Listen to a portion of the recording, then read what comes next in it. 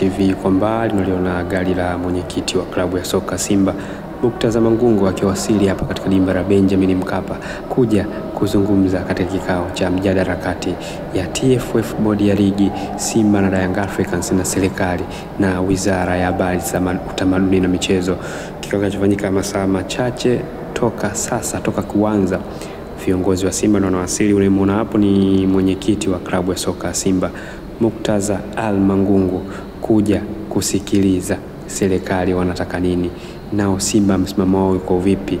Huyo ndio mwenyekiti wa klabu ya soka Simba Murtaza Mangungu akishuka hapa katika dimba la Benjamin Mkapa kwenda kusikiliza kikao kinahusu nini.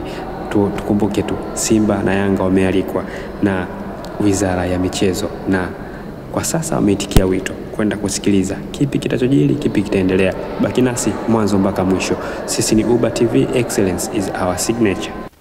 Kuja na lipi na msimamo wenu kama klabu ni upi? Sasa siwezi kutoa msimamo, maelezo yanatolewa na wizara ambao wametualika. Kwa hiyo tukimaliza kikao tutaweza kuzungumzia hilo. Okay, lakini mmekipokeaje kwanza kikao hiki kwenu?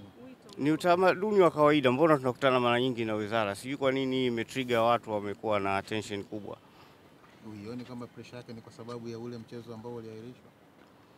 Kwa sababu kikao hakikuzungumzia agenda ni ipi, ni vigumu kuweza kujua kwamba pressure ni ya kitu gani. Sawa, basi tukuache uende basi. Asante. Kila la heri.